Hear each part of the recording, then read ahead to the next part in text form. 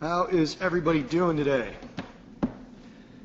Packing them in here in these webinars. This is Bob Iaccino from Path Trading Partners. Thanks again for being here. Thanks to Chip Frame and Nadex and the whole team for allowing us to talk to you guys.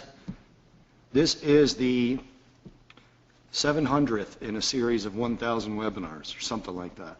But this one is trading in the money theta capture on Nadex Spreads. This is a favorite of mine because it's the one that I actually understand the least about. And my partner Mike Arnold knows more about options in theta that most people have forgotten, so I'm going to give him a little compliment there. But this is one of my favorites, so I think you guys are going to enjoy this one. But before we begin, as always, let's cover a quick risk statement because Path Trading Partners, as well as Nadex, takes this very seriously. This presentation is for information purposes only and does not constitute investment advice, nor an offer, solicitation, or recommendation to acquire or dispose of any investment or to engage in any other transaction. This presentation is not intended for solicitation purposes, but only for use as general information. All descriptions, examples, and calculations contained in this publication are for illustrative purposes only. The risk of loss in trading can be substantial. You should therefore carefully consider whether such trading is suitable for you in light of your financial condition. Past performance is not now, nor is it ever indicative of future results.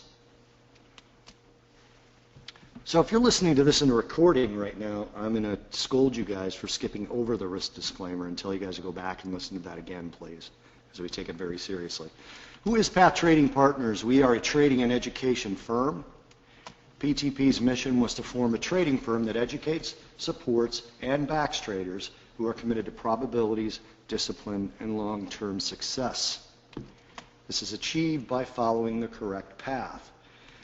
We are not high-frequency traders, nor are we day traders. What we are is a firm that believes in a long-term success in trading, covering time frames dictated to us. Notice how that's bolded, dictated to us by products, markets, and price action. We don't go into a day looking for a certain kind of trade. We know our process, and we go into the day to see if the market is showing us that our process needs to be imparted upon the market on that day. Everything we do is dictated to us by the markets. We don't try and force our will on the markets. That's the key to being a successful trader, in our humble opinions. I mentioned Mike Arnold earlier. Mike is a 24-plus year market veteran who has been teaching traders online and in person for over 10 years. He is and has been a strategy and development consultant to multiple hedge funds. I've mentioned this in webinars before, but Mike's job is to break systems that hedge funds create. They create trading systems and they send them to him and say, Mike, what's wrong with this? And he tells them. Important part for this particular webinar, Mike is a former options market maker on multiple exchanges, including exchanges in Chicago, New York, Switzerland, and Canada. He is the current head of technology and trading system development for Path Trading Partners. He's also one of the co-founders, along with myself. This is me up in the corner. I don't know, I like pink shirts. I spent the last 24 years in the commodities, futures, and forex markets, and I've been teaching and mentoring traders both online and live since about 2002. The important part you guys need to know about me is that I have been on an investment committee of a hedge fund that I was and still am, full disclosure, a principal of, and we were a fund of funds. So I was on the investment committee of that fund of funds, so I've seen a lot of methods and strategies and systems, and my job was to sift through those and decide which ones would work and which ones would not. And I've taught and mentored over 5,000 students to date. You may have seen me on TV. That's obviously me up there with Becky Quick. I've been on pretty much every channel, done over 700 interviews, and I continue to make media appearances anywhere from 5 to 10 times per month. Next one I'm doing is, I think, next week on Bloomberg Television. If you're interested, that'd be next week, Wednesday. I don't know the date of that, but we can send you that if you're interested. So this is very important. The review for this particular webinar is important.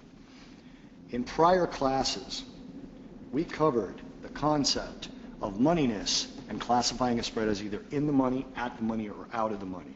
You're going to see these abbreviations for that.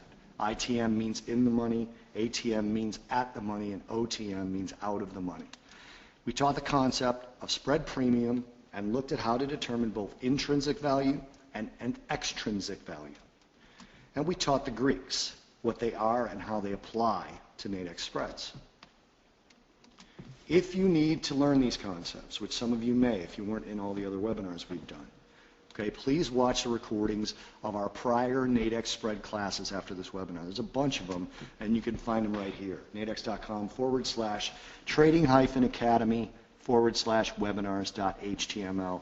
Go to archived webinars on Nadex's homepage, and then scroll down and you'll find us under the archived webinars.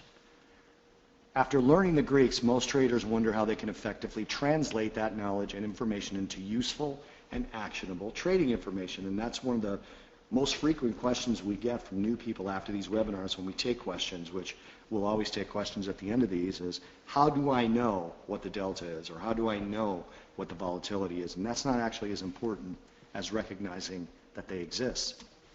That's what we're going to do when we look to trade in the money Nadex spreads to capture theta. However, first, we're going to do a very brief review to ensure everyone's on the same page, because Mike's going to be using terms to describe these things that you need to know. So, in the prior classes, we talked about at-the-money and null point spreads. We reviewed the situations where a trader should consider trading a Nadex spread at the money and at the null point. Please, again, watch those classes if you've not seen them yet. They'll be a complement to this class and help you become a more complete spread trader. Now, in this class, we're going to investigate trading a Nadex spread that is in the money via theta capture. Okay? We'll go over what theta is in a second, but when we talk about the null point and at the money, you don't have to know what that is to continue in this webinar. All right, but you should go back and learn that, because you have to decide which style of trader you want to be, whether you're going to trade all three of these or whether you're going to pick a specific one that fits your style of trading. So we refer to a Nadex spread being in the money at the theta capture point when the price of the underlying is trading at the ceiling price when you're trading the spread long. Conversely, if the price of the underlying is trading at the floor price when trading the spread short, we consider it in the money with theta capture. Okay, remember that. At the ceiling price when trading long, and at the floor price when trading short. From this point on, we'll refer to it in the money with theta capture as ITM TC. Okay, that's just the abbreviation for the type of trade you're looking at, the type of situation that we're now in. So here is an example. If the US 500 is trading at the ceiling price of 1940 in a 1900 to 1940 spread with a 415 expiration, we consider it to be trading in the money theta capture. Here's the ceiling price, and if the futures price is trading currently right here, then it's in the money with the opportunity for theta capture. Again, this is a US 500, 1900 to 1940 spread. Long, okay, at the ceiling price is ITM TC. Here's an example of short.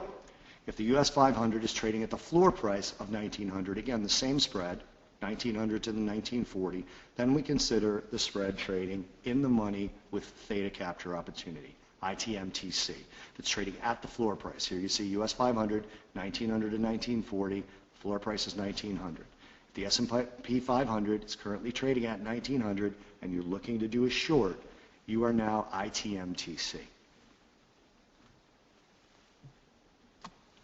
We need to talk real quick because it's going to come up about what Nadex spread premium consists of.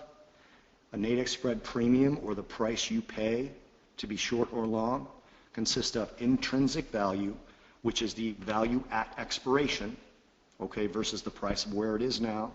All right, so if you're trading 1920 on the US 500 and the ceiling price is 1940, if it were to expire, or the floor price rather, is 1900, it were to expire right this second, your intrinsic value would be 20, intrinsic would be 20 at that particular point. Extrinsic value is time value. So it's intrinsic value and extrinsic value that make up the Nadex spread premium. Let's do a quick review of the Greeks, just so you have them at the front of your mind. We can apply these Greeks to Nadex spread. The following of the definition of each Greek is as follows. Delta is the sensitivity of the spread price to changes of the underlying. So how quickly will the spread price change versus how quickly the underlying is changing? In the previous example, the US 500 moves from 1900 to 1920. That's a 20-point move in the underlying. How quickly is the spread price changing? That's delta. Gamma is the sensitivity of the delta to the price change of the underlying. So in that same example, okay, how quickly is the delta changing? That would be gamma. Theta, as we talked about a second ago, is the sensitivity of the spread price to the passage of time. This is the thing I think that confuses new options traders. And remember, Nadex spreads are vertical debit call spreads. They're options. Okay? So are binaries, but we're only talking about spreads today. Theta is the sensitivity of the spread price to the passage of time. Vega is the sensitivity of the spread price to changes in the implied volatility of the underlying. And rho is the sensitivity of the spread price to changes in the interest rate. Excuse me. I'm going to go back one. We will not be looking at rho since we are trading spreads on a short-term basis, and rho will not affect the price of the spread the majority of the time. It's going to be very rare that all of a sudden you're in a Nadex trade, which again, we look mostly at short expirations when we talk about Nadex. It's going to be very rare that you're in one, and all of a sudden the Fed hikes unexpectedly by 50 basis points, prime rate moves, the 30-year moves out 20 basis points. Interest rates are not going to be something that you need to worry about. Now, we talked about what makes up the spread premium. Intrinsic is very easy to understand. Difference between the price at expiration and the underlying at that point. But extrinsic value is a little bit more complicated. Extrinsic value, or time value, consists of time until the spread expires, which is theta, and the volatility of the underlying, which is vega, which dictates the extrinsic value. In regular options, there's also the change in interest rates, but you only need, again, to look at the red box for the Nadex spreads, and as well as the binaries. But the extrinsic value is the time value that is made up of theta and vega. So those are the components of the premium. I'm going to go ahead and turn it over to Mike now. Give him the mouse. Turn my microphone off so you don't have to hear my ridiculous voice for a little bit. Mike, if you could just... Great. Thank you, Bob. Thank you for the great introduction and review. All right, everybody, let's get into the meat and potatoes portion of this week's webinar. Looks like I have the mouse. So, this session, what are we going to be looking at? This session, we're going to examine in depth how time, theta, volatility, vega, market direction, and momentum affect Nadex spreads when trading them in the money, theta capture. This session will only focus on trading the Nadex spreads, theta capture. In other classes, we'll focus on trading them at other locations, including at the money and the null point, which we've done, and you can review them as Bob pointed out. They're archived. We will also mainly be focused on trading the spreads from the long side from the point of simplicity, although the information we present directly applies to trading the same spreads in the money theta capture from the short side. So, many traders ignore the possibility of trading the spreads in the money theta capture because they look at the reward to risk and see that they are risking a lot of money to make very little money. All right, that's a general statement. It depends how far in the money you are, but generally your reward is going to be higher than your risk. Any point above the null point, which is what we're talking about, because any point above the null point, you're technically in an area that I call the theta capture zone. That is that every minute that passes, time is actually working for you to help your spread price value increase, whereas below the null point, or for a long trade closer to at the money, time is constantly working against you. Every minute that passes, your extrinsic value decreases, all right? So we're looking at the theta capture, which is any point above that null point. You can get more theta capture as you approach the ceiling price for a long or the floor price for a short. So this is a true statement what I just said. The reward to risk. You might be risking or reward $30 to risk $70 if you are holding that spread until expiration based off where you enter it. That's making a few assumptions that you're going to hold it to expiration first and foremost, and not every trader holds all their spreads to expiration, and there are different parameters of when you might want to hold it to expiration, when you won't want to hold it to expiration. But the trader really needs to understand the market conditions that are appropriate to initiate these kind of theta capture trades.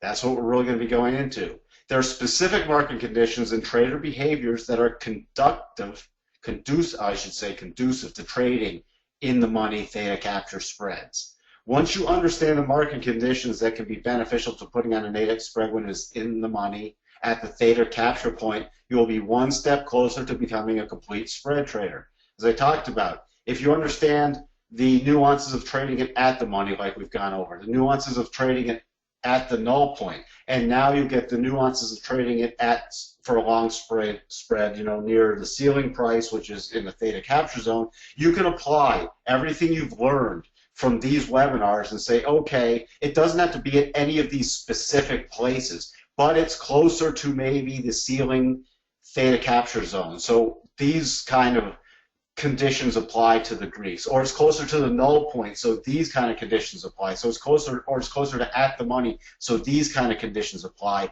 And that's going to really take this concept of the Greeks, from a theoretical study to an actual study of how you can utilize it in your trading of these spreads. That's the real goal here. So here we're looking at a long spread in the money at the theta capture point.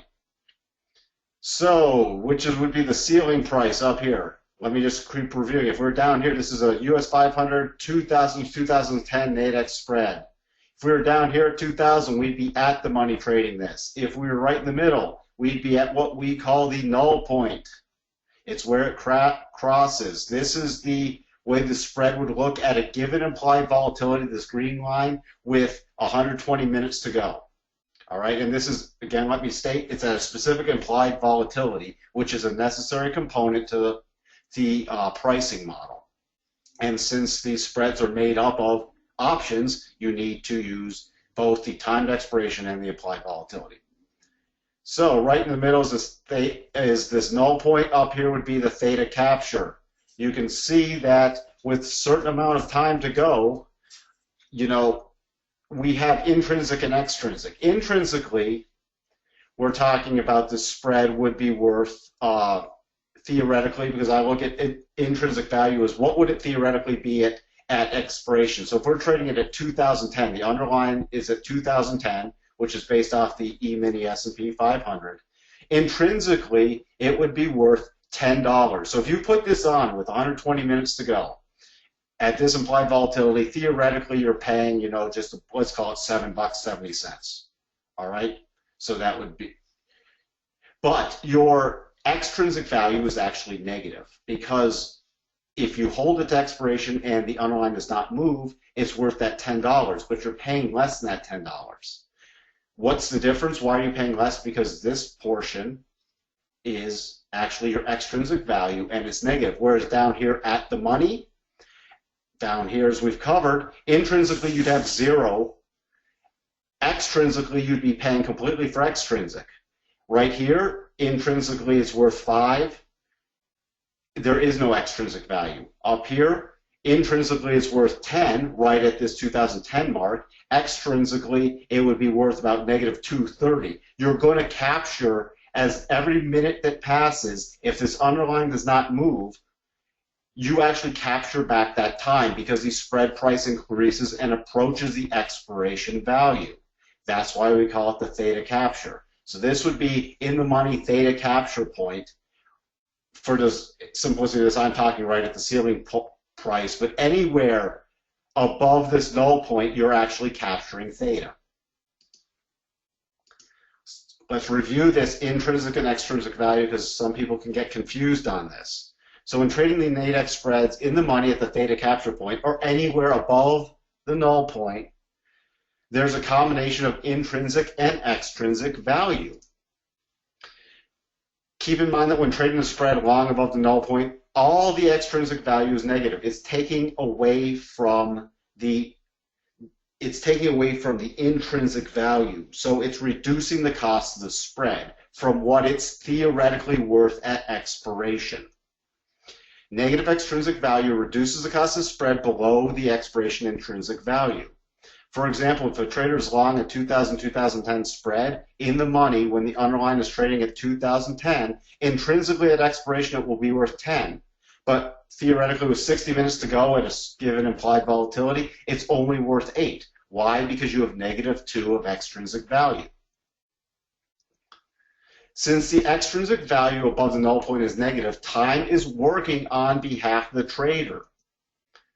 So if price action is stagnant and not moving further up for a long or down for a short, then every minute that passes helps the in-the-money theta capture spread trader. Time above the null point in this theta capture zone, every minute that passes helps the trader. Why? Because it reduces the extrinsic value. This is especially true as the spread gets closer and closer to expiration. And we'll see that when we start looking at our Greek graphs of theta. Spread value in theta. Remember, theta is the time decay. Theta can help or hurt the spread trader depending on where the trader is putting the spread on. But as long as the underlying price remains close to or at the money, time is working against the at the money spread trader. All right, so if you're down at the money, that extrinsic value is decreasing over time and it's hurting your position. It's as long as that underlying is staying in the same place. Therefore, theta is decreasing the extrinsic value every minute that passes. As the spread approaches expiration time, the time decay increases regularly. Now, at the theta point, it is the opposite. Okay? Price versus time. You're up here, so down here you can see it decreasing every minute that passes. So if the underlying is stagnant down here at the money and not moving, all the time that passes decreases the value of that spread. All right? And we reviewed it, the null point. There is no extrinsic value, so time really doesn't affect this. The price movement at the null point will affect it, but time doesn't affect it until it goes below the null point or above. Up here at the theta capture point, every minute that passes helps you. Why? Let's say the underlying is stagnant and just sits right around that 2010. So the E-mini S&P is trading right around that 2010. Let's say the market's waiting for some big news event or some big release, or it's just a very quiet trading day. Maybe very quiet trading day during lunchtime hours. And price is just chopping back and forth around this 210. Well, every minute that passes, you can see what's happening to the value of the spread. It's getting closer and closer to the full intrinsic value. So with 120 minutes to go, let's say it's worth the 770. With maybe 30 minutes to go, it's worth $8.80, let's say. So your underlying is still trading there, 2010. The only thing that changed was the amount of time. Let's also assume that implied volatility did not change. We'll get into applied volatility later. Now, with 15 minutes to go, the spread still, if the underlying is trading right around that 2010, hey, it's now worth $9.10. 5 minutes to go, hey, it's worth $9.50. So it's just approaching that. The underline's not moving. That's what I mean by theta capture. You're actually, this time passing is helping the spread mature to full value, and nothing else is required but the passage of time. Now, if the underlying moves, for example, if it moves against you, if you're along this spread, and it moves against you down towards the null point, of course, the spread's going to change in value. If it moves up further in the money, above the ceiling price, yes, the spread's going to change in value. So keep that in mind. I'm going off, at this point, the only variable that's changing is the time. Here's what the theta graph looks like for this. So this was at the money. You see how this theta was negative. And this is as the time passes. So as time goes closer and closer to expiration, when you're down here at the money, every minute that passes, it hurts your extrinsic value. It decreases your value. That's where on this previous slide, that's why it keeps going down. However, here, when we're talking about the theta capture point in the money, it actually every minute it adds. See, so when you're adding to a negative extrinsic value, it's reducing the extrinsic value. So let's just say my extrinsic value was negative $3, and I'm adding a positive $1 to that after, let's say, 30 minute passes, and it adequately added a positive $1 of theta to it. My extrinsic value would have gone from -3 to -2. Well, that helps me because, for example, the spread was worth $10 plus the -3 extrinsic value would give me $7. Now, if I add that $1 backward, it'll still look at that $10, and now we're at -2 of the extrinsic value, so it's at $8. That's how it keeps getting more and more beneficial. Can be a little confusing, but you want the positive theta at above that null point. Now, what happens to theta as we get closer and closer to expiration? As we get closer and closer to expiration, the theta, positive nature of theta increases. That means that your theta capture actually accelerates as you get closer and closer to expiration.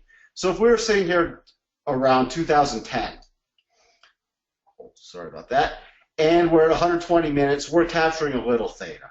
We go to 90 minutes, we're capturing a little more every minute that passes. 60 minutes, it's capturing more. Look what happens as we get down to 15, and especially 5 minutes to go.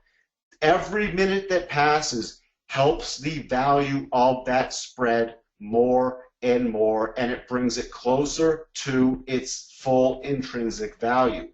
So if you're putting a spread on with maybe 2 hours to go, and every minute that passes isn't going to help you as much. You know, more things that affect the spread could be implied volatility changes, or especially the underlying movement.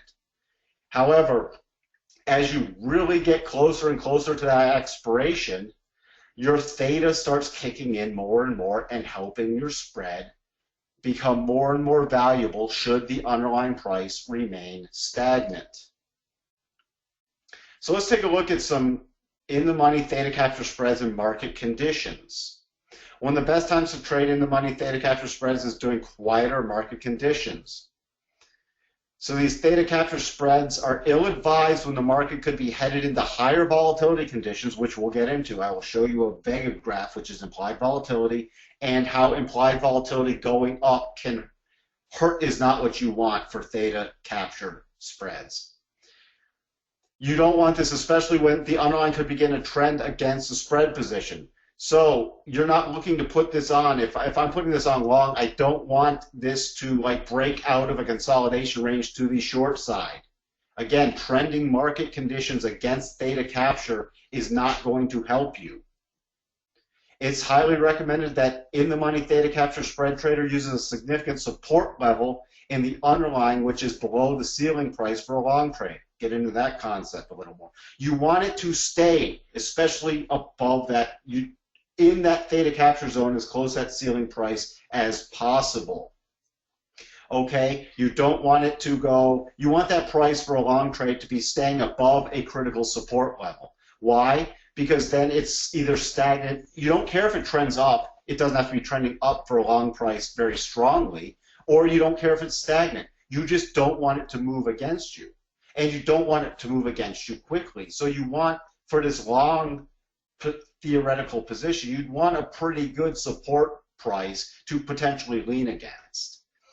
Now for a short trade, same kind of thing where you're trading at, theta capture zone near the floor, you'd want a significant resistance above the floor price. Why? Because you want it sort of banging against that. So you can lean against that floor price, and the longer the underlying just stays close to that floor price or moves further into the money because that resistance price held, that helps you, that benefits you, because it's either sitting there or moving further into the money. That is key with these in-the-money theta capture spreads. You either want it stagnant, the underlying to be stagnant, not moving around much, or You want it to move into the money. And it doesn't have to move further into the money quickly. It could be one of these slow trends, or it can be caught maybe in a horizontal channel where it's just going from one end to the other in the direction you want to trade. It doesn't have to be going quickly because you're really counting on time passing, especially as it gets closer to expiration.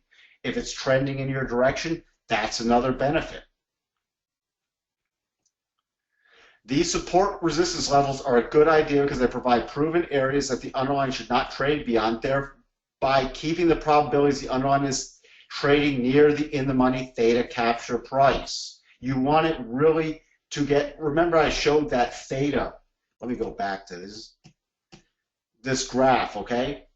So I don't even have to put it on at this peak price, but let's say there was, at 2009, there was a good support level.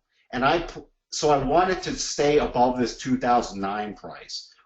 You know, I got a really good support level in the market here. So I'm putting this thing on. It can go down, test it, it bounces off, test it, it bounces off. It's not really going anywhere. I've got a real good support, so it's staying in this zone right here. We don't have to get up here for this position to benefit me. We can stay right here, you know, maybe trading between 2009 and 2011. And as time passes, my theta is getting more and more and more, and it's bringing it closer and closer to the full intrinsic value. That's why I'd want to be leaning against some kind of support for this long trade. So this level also provides the trader with a level that, should it be broken by the underlying, signals the trader that they should close out the in-the-money theta capture spread trade. I don't want it to really violate that support. It can test it, you know, maybe it violates it a little, but it tests it, breaks through momentarily, and then pops back up. But that's the level I don't want broken. Why? Because it can start trending the other way. If I'm in a long theta capture in-the-money spread, I don't want this thing to start trending down. That's the worst possible thing. Why? Because I'm looking, remember, my reward to risk. I might be risking, if I hold it to expiration, $70 to capture $30. So if this thing starts going against me and it breaks my key level that I said it's got to remain above this level so if the price remains stagnant, if it breaks below that level, I don't want any part of this because I'm not going to hold it to expiration. I'm not going to take on that theoretical $70 worth of risk. I might say, okay, I was looking to gain that $30, and you know, if this thing trends against me or closes below that level, I might have only risked $15.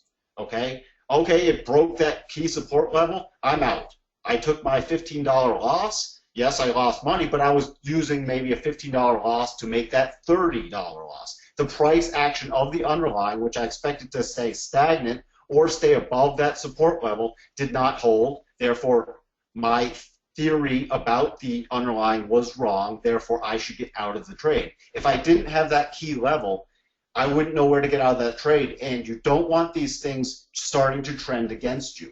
It's not good because your reward to risk is skewed, that you want to exit, you want to, hey, this thing's going against me. I want to take that loss quickly, and therefore I keep my actual reward to risk level in a good shape because I'm taking a quicker loss should it move against me, not the full loss upon expiration.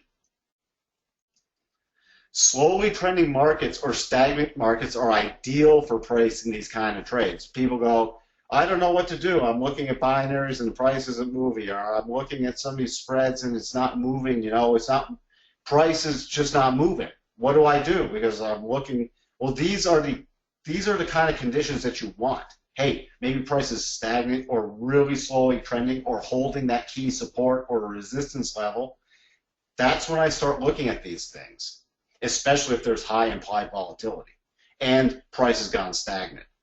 If it's a slowly trending market, then the underlying should be slowly trending in the direction of the trade. I don't mind if it's slowly trending. You know, I just want it to be trending slowly, and it doesn't have to be quick at all. You know, this is ideal for those very slow creeping markets because every moment that passes, I'm still capturing that time decay. I'm capturing that theta, and it's going further in the money. It's a double whammy in my benefit. So I want it to be going up for a long trade, of course, or down for a short spread trade. Again, doesn't matter the speed. I don't need high momentum. I don't need busy market conditions. Now, these conditions also lead to stable or falling implied volatility. Well, why do I want stable implied volatility? A couple more slides, we'll get into that. If it's a stagnant market, then the market should be finding support at or very close to the ceiling price for a long trade. I don't want to be putting this on really close to the ceiling and I have key support maybe down at the null point, because it could go down to that null point, which then hurts because I lose actually all that extrinsic value I'm trying to capture. So I don't want that to happen. I want that critical support to be closer to the ceiling of where I'm putting this thing on. Conversely, for a short trade, the market should have resistance at or very close to the floor price. It doesn't have to be exactly that price. And again, I don't have to put it on exactly at the ceiling price. When I was talking about that theoretical 2000-2010, I could be putting it on at 2009. Maybe I have critical support at that 2009 or 2008 level. But I want to sort of target that near that 2010 ceiling price, because that's going to give me a lot of bang for the buck in terms of theta capture.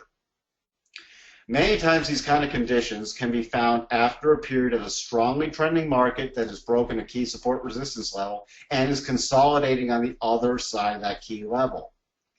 So you'll find that maybe we're trending, we get to a critical level, it gets through that critical level. A lot of technical traders in this group, you might have heard resistance becoming support, support becoming resistance. So something that was key support, we have price action going through that key support level. Now it comes back and retests that key support level, or it breaks through to key resistance level, trades above it. Now that prior resistance level becomes support, or resistance becoming support. Therefore, let's say now markets are starting to go stagnant, especially if implied volatility is still high and going down. That could be an ideal market condition, because you have that level which should be now providing support. If I can get on a theta capture spread and that level holds, then every minute that passes can help me, especially as it gets closer and closer to expiration. These kind of consolidations after strong moves also tend to reduce the spread's implied volatility, which is extremely beneficial to the in-the-money theta capture trader. So let's talk about that implied volatility in Vega. So ideally, the in-the-money theta capture wants steady to decreasing implied volatility. A decreasing implied volatility is the same as time passing. Remember, if you looked at our Greek webinars, many times time passing and reducing implied volatility have the same effect on the Greeks, and therefore the same effect on the spread. Okay? So a decreasing implied volatility is the same as time passing and causes the spread to move closer to the ceiling price for a long and closer to the floor price for a short. If the implied volatility is increasing and the underlying price remains stagnant, then the spread price will increase and move away from the ceiling price for a long and the floor price for a short. So if implied volatility is getting bigger and bigger, it's actually making, for a long trade, it's making that intrinsic value more and more negative, which is therefore taking away from your position. So if the underlying is not moving and the only thing that's going, of course, time's going to keep passing every minute. But if your implied volatility keeps going up and up and up, like, okay, we're waiting on a big report announcement and it's causing implied volatility to go up and price is stagnant, that's not what you want for these theta captures, because it's actually offsetting your time decay and it's hurting you. And then if price especially starts moving against you, it's really the bad combination. That's what you're looking to avoid. So as time approaches expiration, the effects of implied volatility changes decrease. That's something to keep in mind. So as you get closer and closer to that spread expiring, implied volatility increases have less and less effect on it. Here is your, this should say in the money theta capture. Forgot to change the title of this. We're in the money theta capture. So you can see here, thank you, Bob. You can add a TC to that too. So we're right here. Thank you. Look at that. Editing on the fly. Thanks to Bob Iaccino. All right, guys. Here we're at the in-the-money theta capture point. And this is at a specific kind of 35%. We're just calling this because, again, as we'll get into, every change in implied volatility actually changes this curve, which we'll show you. We're at 2010. That's the ceiling price, and we're long. This is negative. What this means is every 1% increase in implied volatility has a negative effect. It actually makes the extrinsic value more and more negative. Now, every 1% decrease would be a negative of a negative, which is a positive, which helps you. So this graph you always have to take into account. This is based off implied volatility increasing. If you were saying what happens if implied volatility decreases, you have to flip it upside down. Just wanted to throw that into. And yes, it's a little confusing, so if you always look at this graph and say, okay, this is always based off implied volatility increasing, this means my extrinsic value goes more and more negative, which is not what I want, then you can flip it upside down in your mind and say, okay, if it's implied volatility is going down, it is what I want. Let me show you with the price versus volatility. So we're holding time constant, and in this thing we're holding the underlying constant. So let's say the underlying is stuck at this 2010 price. And let's just say time is holding constant at this moment, because we know that time, every moment that passes helps us capture more and more of this theta and therefore reduces my extrinsic value. But let's just say, hey, we're with maybe 30 minutes to go, and this is the spread price. The only thing we're changing here in the option model is the implied volatility. So let's say I put this thing on and we're at 10% implied volatility and the market's not moving. Look what happens if implied volatility goes up, up, and up. Let's say it goes from 10 to 35%. That would be an increase in implied volatility. Nothing else changes.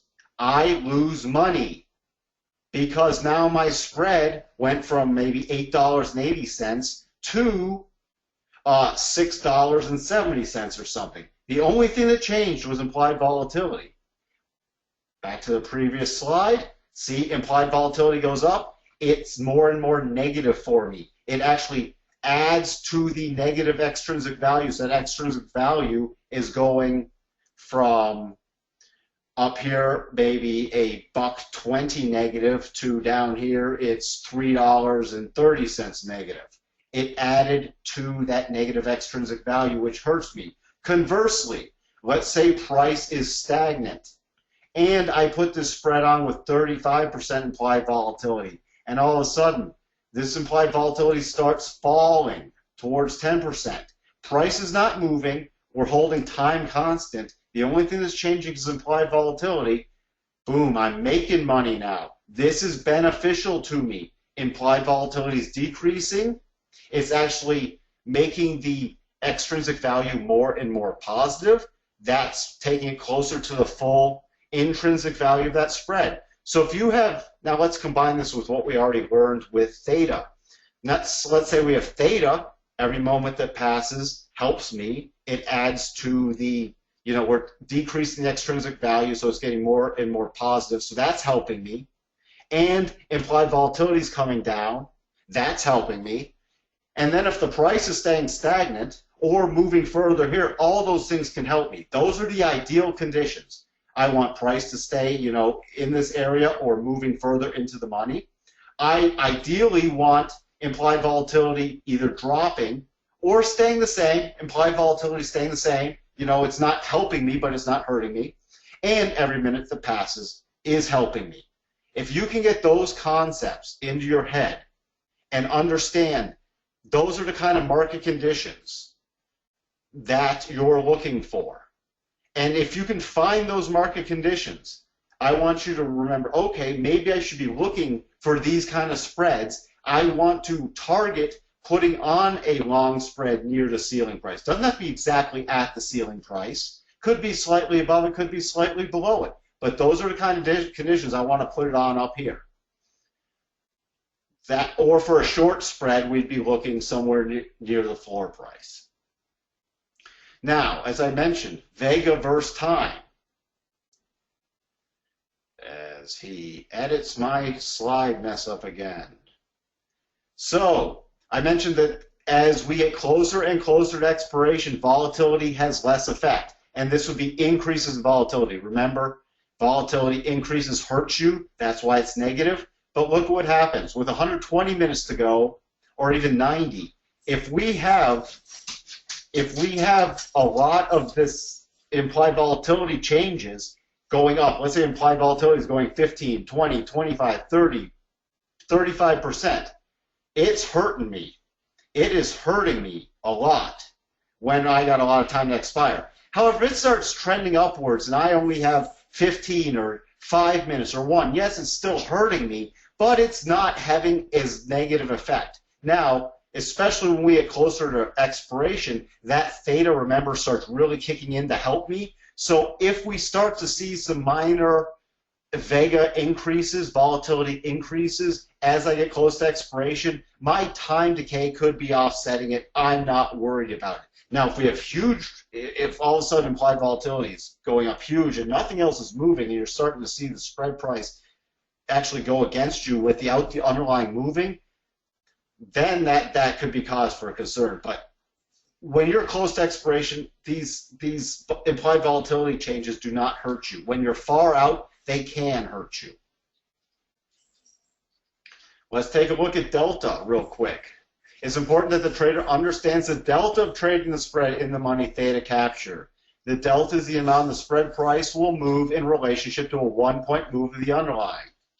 So if the delta is 0.5, then the spread price will increase or decrease half as much as the price of the underlying. Now, we'll also look at delta versus time. It's interesting to note that the passage of time does not have much effect on delta when trading the spread in the money theta capture point. You'll also remember that it did not have a lot of effect on the delta when we were at the money. So if you go back to the at the money for a long spread or a short spread, you're going to have roughly the same conditions. They mirror each other, and I'll show you that on the graph. So the delta pretty much remains close to 0.5 or half. If the spread is trading just above the ceiling price for a long spread trade, then the delta will decrease rapidly as the expiration time approaches. If the spread is trading just below the ceiling price for a long trade, then the delta will increase rapidly towards 1 as the spread approaches expiration. Remember, the in-the-money theta capture trader is not counting on the underlying price movement, and therefore the delta to produce a return on investment. It can help you if it's moving towards you, but that's not the main consideration you're doing. That's why it can be stagnant to slowly trending. They're looking for the passage of time, the possibility of decreasing implied volatility to produce the returns. All right, here we're at the theta capture in the money point. You can see it changes a bit, but we're roughly around this 0.5 level. Remember I said at the money was the same thing? So if we're trading at this 2,000, which would be at the money, which we reviewed a couple webinars ago, it's roughly around this 0.5. It mirrors it to the other side. So we're roughly going to be that. So as you move further and further into the money, you know, if this moves from 2010 to 2011, your underlying moved 1 point, you're roughly going to move just below half of your spread's going to increase a little less than half the value. Okay? Now as it goes further and further into the money, your delta is going to decrease, especially with little time left. So if you're trading these spreads, theta capture, with not much time to go, and it's trending, yeah, it's going to help you. Maybe possibly a slow trend could cause you to exit the spread early because now you have it's trending, so you're getting that delta is increasing the value of your spread, times decreasing the extrinsic value. Hey, if I can get this thing off near full value because it's been trending too, even with maybe 15 minutes to go, you know, you're still going to have to pay up something on the spread to close it out early, but I might want to do that. Let's say I put this thing on at 70 and the price has been trending up and up and up and time's been decreasing, and now I can pull it off with 15 minutes to go and I can get it off at 95. Well, hey, if I can take that off and I have no more risk you know, maybe it's not worth holding it for that extra 15 minutes into expiration, especially if something could happen. So those are kind of things. So your delta can help you. Now remember, if this starts going against me, I'm going to point this out again. If this starts going against me, guys, this is why I want that support level if we're along this thing. Look what happens, especially if it starts breaking that support level with a little time left. My delta increases rapidly. So now the underlying is moving against me, which means my spread is going to be moving against me. If I don't have much time left, look what happens to that delta as it breaks through this support level. It starts really aggressively hurting my position. I want to re-loop around on this concept. I love having these really solid support levels, you know, right near my theta capture point. Because if I'm going close to expiration, I've been capturing that theta, I capture that theta, and all of a sudden, we break that key support level. It might have cost me a little money. Maybe I've still made up for it because I've been sitting in the spread for an hour and I've gained all this theta, and now we're starting to break that key support level. I don't want all this delta kicking in to hurt me. This can reduce my spread value really, really quickly. And going into expiration, movement below a key support level can take what was a gain and turn it into a loss very rapidly, because that delta, look how that delta approaches even just slightly below. We're trading this 2009 level. Let's say that's where our key support was. We get down with 5 minutes to go and we start breaking that. Well, now my underlying dropped by a point. My spread's going to decrease by 80% of that value. So every point that underlying moves against me, my spread's going to move 80% of that against me. I don't want to be taking that risk. That's going to take any profits that I might have obtained by the passage of time and rapidly destroy it. So that's where I see my key support level got broken. Hey, I'm out. If I still have a gain, great. I'm just going to bank it. It might not have been everything I hoped for or wanted, but look, I'm going to lock in a profit or neutral or take a small loss because I don't want to risk this thing going against me and all that delta kicking in and destroying. You know, I don't want this thing going, okay, I'm trying to make $30, and now with 5 minutes to go, I really have that $70 at risk if it starts trading against me.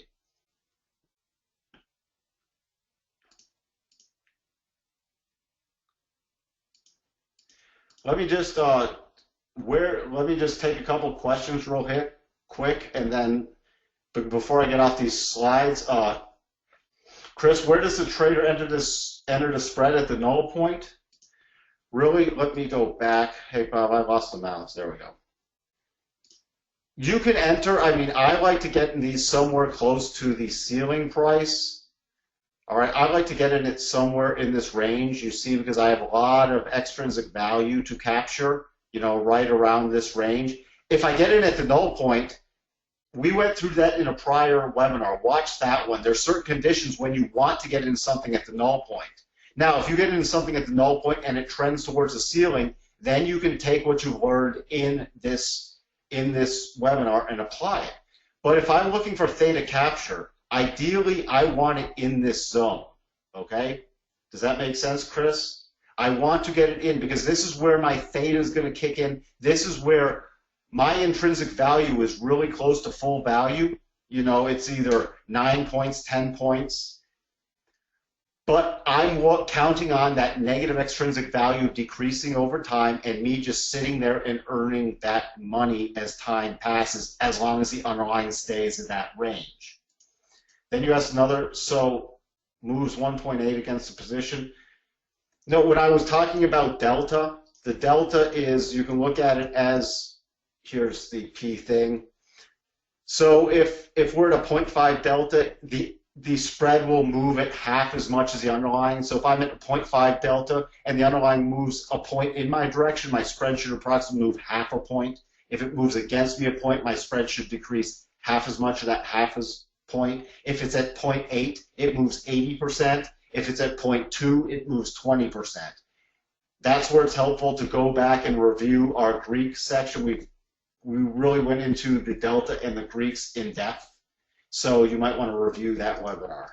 Let me just get to non-optimal conditions, and then I'm going to turn this back over to Bob. So we looked at some optimal conditions. I talked about optimally, optimally, optimally.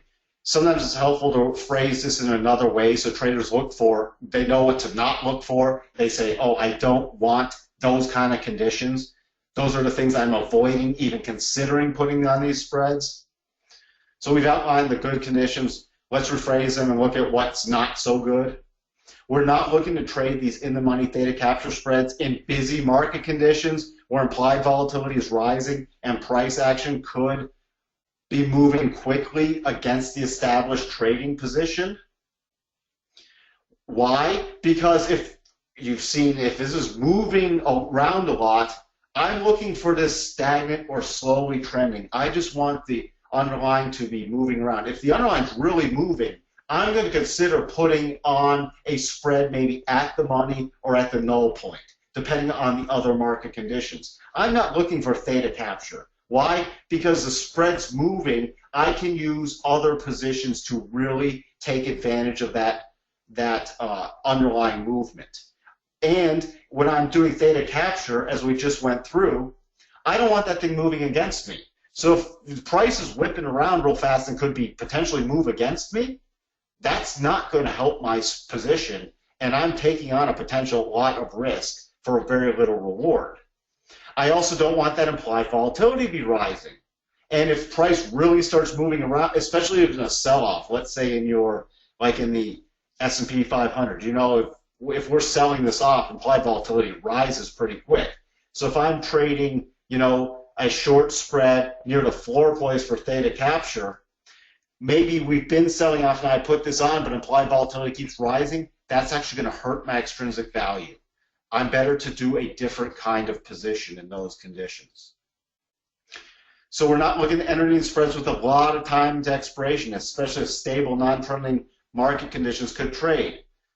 If there's a potential, you know, maybe we're slow conditions during lunchtime, but I have 2 hours to expiration, or maybe I'm looking at the end of a day spread, like in the US 500 that expires at 4:15 and it's 11 a.m. My theta is not going to kick in for quite a while. Yes, I earn very little from every moment that passed, but remember the theta graph, how it didn't kick in till the end. So I'm taking in a lot of risk because a lot of things could happen with a long time to expiration. So that's not the optimal time. Traders should not be looking to establish the kind of positions going into significant news events or report releases that can lead to spikes in volatility and rapid underlying price movement. Now, coming out of, let me rephrase this a different way. Now, if we, hey, implied volatility gets really jacked up, maybe we're going into some crude number or something, or a Fed announcement, and then it's a dud. You know, all of a sudden price just dies, does not move after that announcement. And implied volatility, and you can get this thing on when implied volatility is still high and dropping rapidly because it's after the news announcement, and underlying has just gone stagnant because what everybody expected to happen didn't happen, then those could be good conditions. But if I'm expecting some report to come out and price could be going nuts, and implied volatility especially could keep rising, that's the exact opposite of what I want. I want to be looking at either a null point spread or an at the money spread. Those are the kind of conditions I want to be looking for. And I think I get to turn this back over to Bob. These kind of, yeah, I just said that. So I'm going to turn this back over to Bob. You know, it's a great example what Mike said, because one of the things that I was thinking about as he was talking is that would it be a good time to put on, you know, Nadex has the 2 o'clock Eastern time expiration in a lot of the binaries and spreads. And the Fed FOMC meeting, it gets released at 2:15. So you tend to see really slow market conditions at that point in terms of price movement, right? So if you're paying attention, then you know whether that's a good time or not a good time. Is it optimal or non-optimal? of a time to put that on. And you're a daisy if you do, because essentially what you have to worry about when you're looking at these kinds of spreads is you think about it from the perspective of a market maker or another trader. Is there potential for the market to move as this announcement comes out or right after this announcement comes out? So around, in that particular example, around 1:45, 1:50 Eastern time, the volatility starts to creep up because people are very concerned that the price action is going to go haywire. And so you're sitting there saying, well, price isn't moving. Why is this not working for me? And the reason is, as Mike described, because it's not just time and it's not just price movement. And that's why we've covered at the money, out of the money, and in the money in these particular webinars. So let's continue on with examples of non-optimal conditions. Some examples of when we would not consider putting on in-the-money theta capture spread trades would be crude oil Nadex spread that expires at 11 a.m. at 10:20 before the release of the crude oil inventories. So again, you'll see the prices kind of slow down. Price movement kind of stays stagnant. But what's happening? With the anticipation of the number, volatility is rising prior to the release, and then the price action has a tremendous potential to go haywire once the release actually comes out. Putting on an in-the-money theta capture US 500 spread that expires at 4:15 p.m. at 8 a.m. when the non-farm payrolls is due to release at 8:30. That breaks every single rule. All right? That breaks every single rule that Mike had just described. So those would be more examples of non-optimal. Now let's look at an optimal example. Here are some optimal conditions where a trader might consider an in-the-money theta capture spread trade. The underlying has moved the expected true range distance and is consolidating just above a major significant level. Significant levels is a particular type of support and resistance that Mike and I developed, so pardon the expression. IV is still relatively high and beginning to fall, and there is nearly 2 hours left in the trading day. Let's review a path trading setup that would be suitable for trading an in-the-money theta capture Nadex spreads. Again, sorry for the little commercial here, but what other kind of example could we show you except a path trading example? So here is an long in-the-money theta capture trade. And you can see the option of spreads on top, and you can see the chart here. Here's an example of the significant level. The S&P 500 has traveled just beyond the expected true range of the day with this particular move here. Trade is triggered on the second retest of the major significant level, which is right there. Okay? So remember, what's happening here is you've got 1975 through 1985, right? And the trade is being taken at the ceiling. The long is being taken at the ceiling. Implied volatility is falling. Okay, part of the optimal condition. The trade is initiated by lifting the offer on the US 500 1975-1985 spread with 1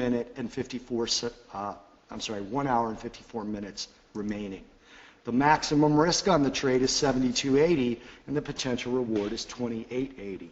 Most people would tell you, why would you ever do that trade? It's almost 3-to-1 risk to reward, 1-to-3 reward to risk, almost, right? Why would you ever take that trade? Well, again, we're doing theta capture here. If the S&P 500 moves below the 1980 level, the trade will be exited immediately. So again, this is one where the risk is much greater, but we're not going to hold the entire risk because we have a strategy. We have something that we're trying to do. And if that breaks down, okay, if the anticipated move breaks down, then obviously we're going to go ahead and exit. We're not going to hold it for the full 72.80 potential loss.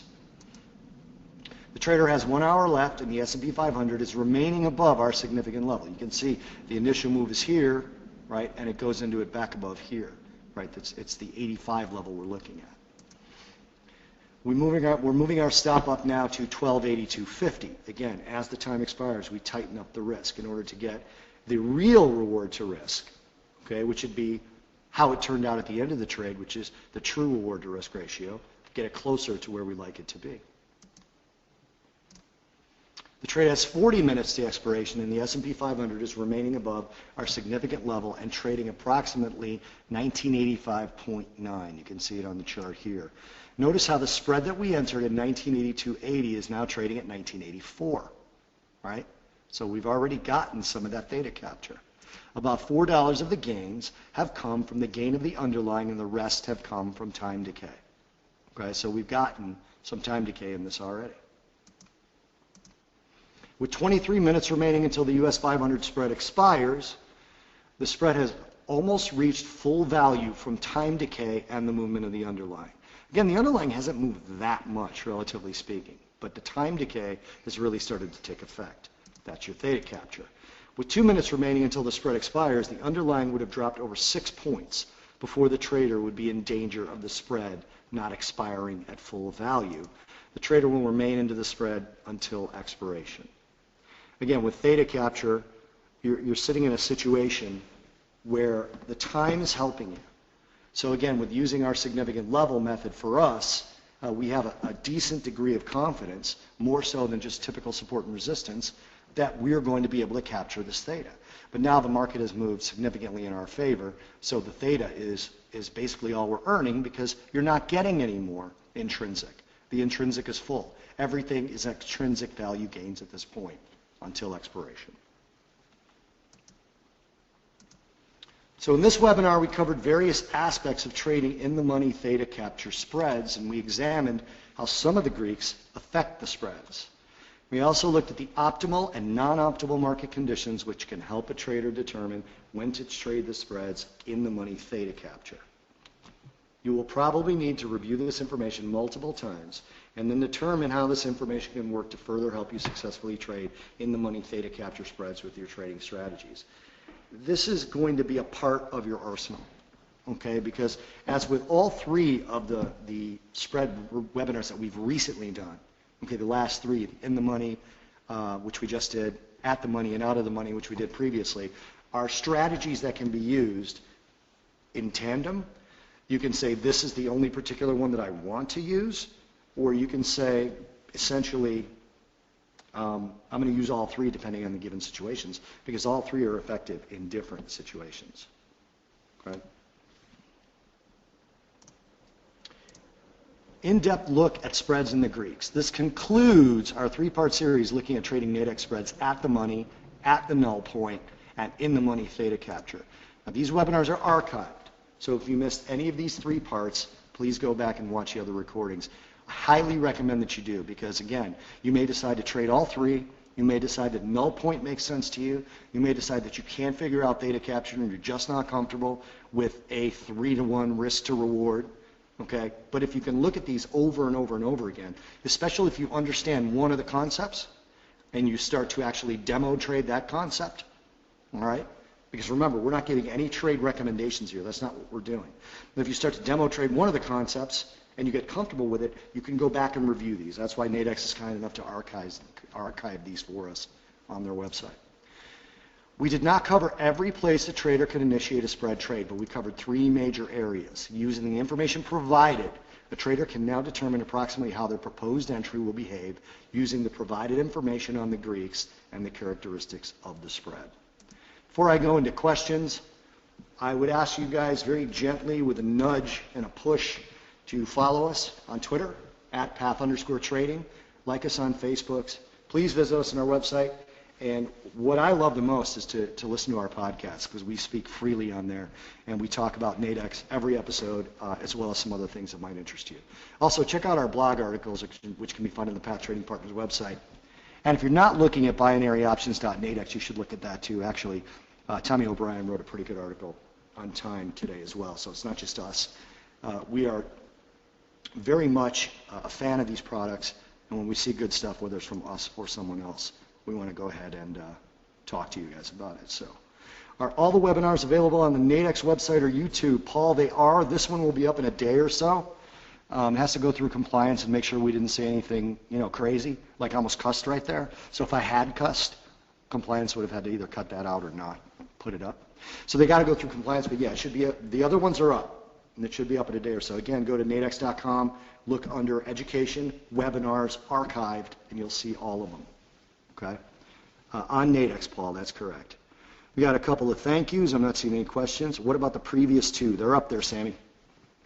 They're all up there. So you've got the null point, you've got the at the money, and also you've got the Greek series too on the spreads. So if you're going to trade the spreads, watch all of them. It's only about 14 years of your life to watch all those webinars?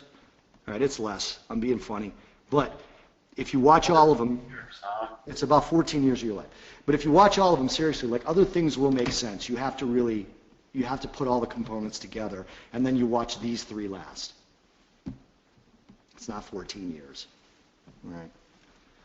Any other questions, guys? We are happy to be here for as long as you have questions.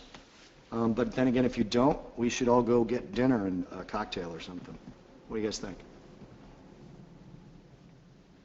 I just wanted to jump in one more thing, and I alluded to this earlier. Let's say you put on a spread, a long spread at the money, and then it moves to the null point, then it moves into the money, and you're near the ceiling.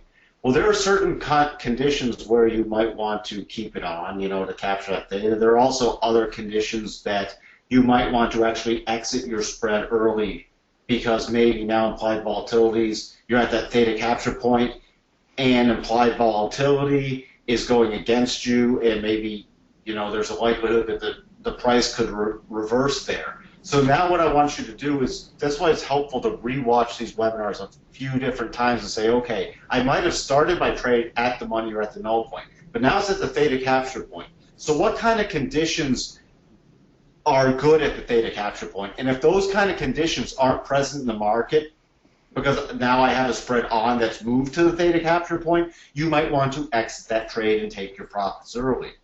Those are the kind of things where you'll be combining all the knowledge in this series of 3, because your price is going to move. It's going to move, through that null point. It's going to move to the theta capture point. It could have started at the money point. So by understanding the conditions, you might not have initiated a spread at this ceiling price, but your spread might now be at that ceiling price.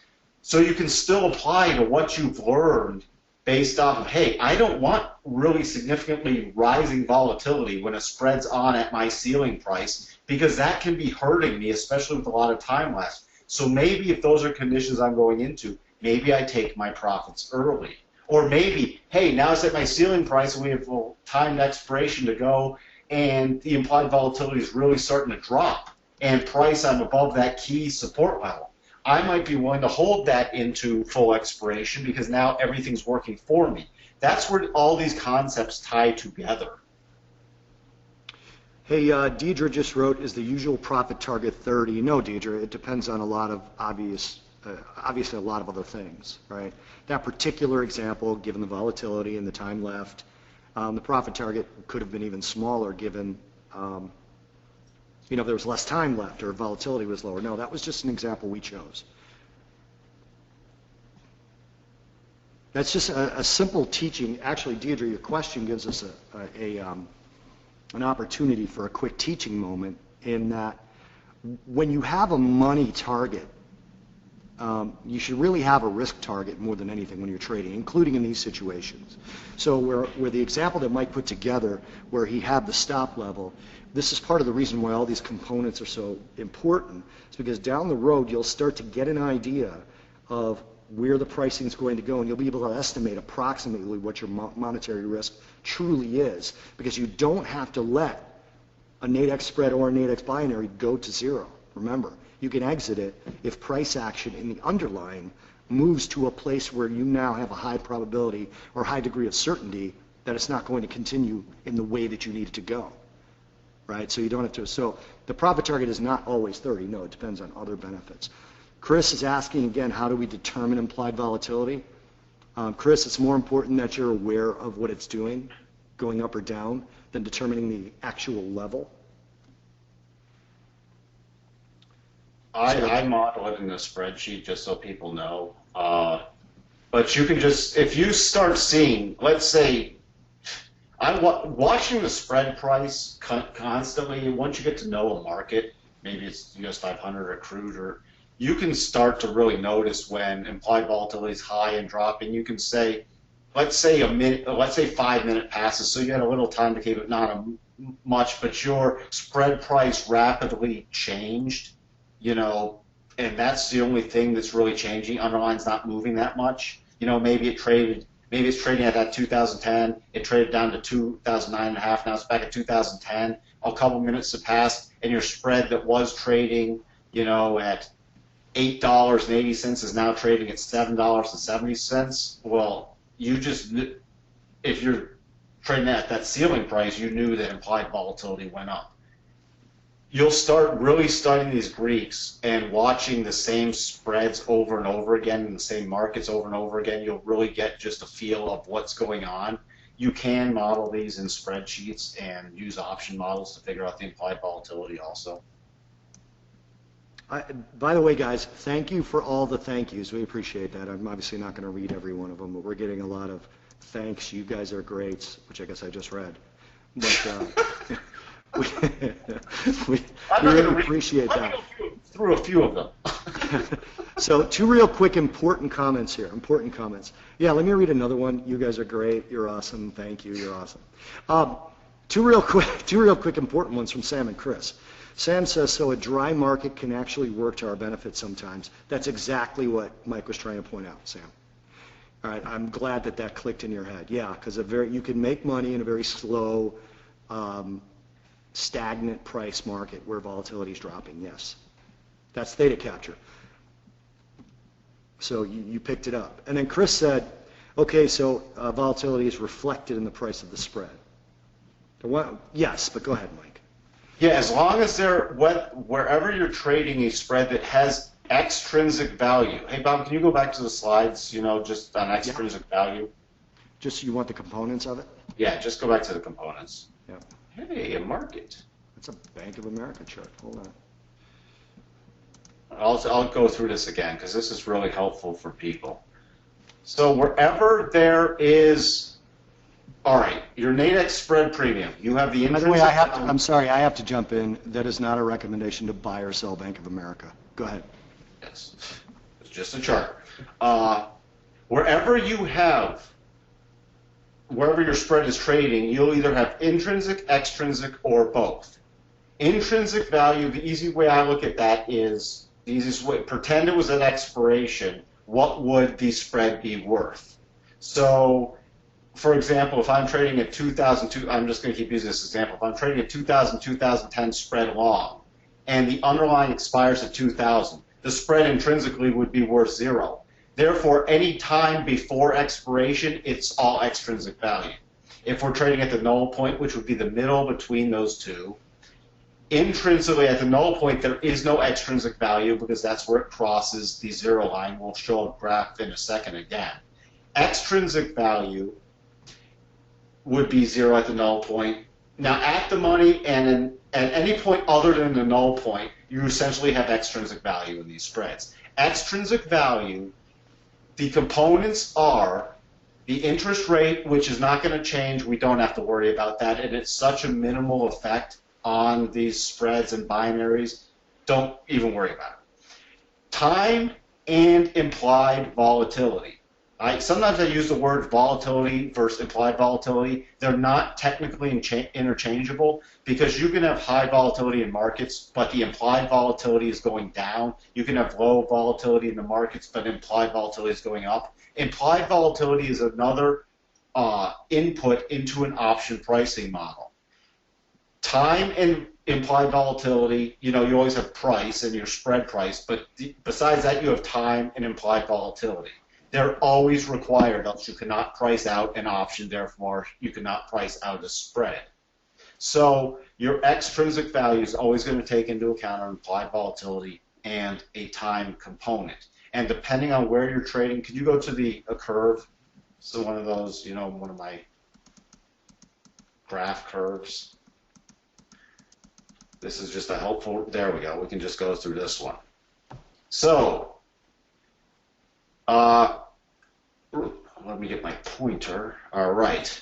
So that's why theoretically I should also have the implied volatility that went to the model. Let's just say this implied volatility was 20%. I think that's what this was based off. So every time you see a curve, this blue line would be at expiration. Anywhere prior to that expiration, we always have a time component and implied volatility component. Let's say this was 20%. If that 20% changes, this curve's going to change. Every minute that goes past, this curve's going to change. This is the way our spread looks. Anywhere, let me go through the major areas again. Here's at the money. Anywhere at the money or below, intrinsically it's worth 0. All this is time and volatility value. It's all extrinsic value. Okay? Anywhere between 2000 and 2010, and even above 2010, but it's capped out at 2010, you have intrinsic value. Your other value that this spread has is extrinsic value. So at 2001, you have $1 of intrinsic value, approximately $2 of extrinsic value. At 2003, we have $3 intrinsic, $1 extrinsic. This is why we call it the null point. At 2005, we have $5 of value. It's all intrinsic because this line always has to cross. Okay? It's the nature of a spread. So there's always a point in all these spreads where essentially you have 0 extrinsic value, and that's right around the middle of the spread. It can be skewed quite slightly depending on the option market makers, volatility skew and everything else, but it's going to be approximately right in the middle. Above 2005, this is where you have intrinsic value, like at 2007. We go up here, we have $7 intrinsically. However, it's worth at this price at 120 minutes to go with 20% volatility, it's only worth about $6.20. Why? You have extrinsic value, but it's negative. This is where you start capturing the time. Every minute that goes past, this time decay helps you. Down here, every minute that goes past, time decay hurts you. Up here, above at 2010, you have $10 intrinsic. The spread's only worth, with 120 minutes to go, about $7.30. So you have, what's that? Roughly $2.30 of negative extrinsic value. So that's going to decrease over time. If you're all the way up here at 2015, and I know you guys have seen this if you've been watching spread prices, it's fully in the money. There's no more intrinsic value to be had. It's at $10. So why is it not trading at $10? Because with 120 minutes to go, you still have some negative extrinsic value, and it's going to decrease over time. So that's another quick review of all the intrinsic, extrinsic value components of these spreads and how it moves over time. Easiest thing in the world to understand when you look at these graphs is the blue part, right? This is at expiration, all right? But imagine if they gave you, all day long, they gave you the actual price of the difference between the underlying and where it is now, or where the ceiling and floor price is, the entire day. Now we all know that at expiration, if it's at 2001, the underlying, and this is a 2000 to 2010 Nadex spread, right? You can see the intersection is at 1 on the horizontal line here. Because at 2001, it's worth 1 at expiration. 2002, it's worth 2 at expiration. We all know throughout the rest of the day, that's not the case. That's what this green line represents. This green curved line represents 120 minutes left with approximately 20% volatility. Now, you don't need to have this running in the background for now. All of you are new to this, and we can tell by the questions that you're very new to this. But you just think about it. This is what it would be worth. This is closer to what it is worth. And if the time were different, as Mike showed on some of these other graphs, which I can put up, if the time were different, like in this graph, for example, the curved line is different, right there. Right, so here it is at 120 minutes, here it is at 90, here it is at 60. This curved line represents where it's actually trading. So if you've watched spreads at all, and you've ever wondered, well, it's at 2003, why can't I buy it at 3? It's because of the extrinsic value that's added in there. That's all it is. So when Deidre said, forex or just indices and commodities, it's all option spreads, Deidre, not even just Nadex. They work a little differently, obviously, in terms of other options and different types of option spreads. But we're only talking about Nadex spreads here, and it's in all the Nadex spread markets. Volatilities are different. Spreads themselves between the bid and ask are different, but the concepts apply to all of them. Right, in all option models, there can be different option models, but they have these implied volatility and time components in them. Therefore, you get an extrinsic value. Even in binaries, they have, I mean, in a binary, you have your intrinsic value is either 0 or 100, but it doesn't trade at 0 or 100. Why? Because there's extrinsic value components that change over time.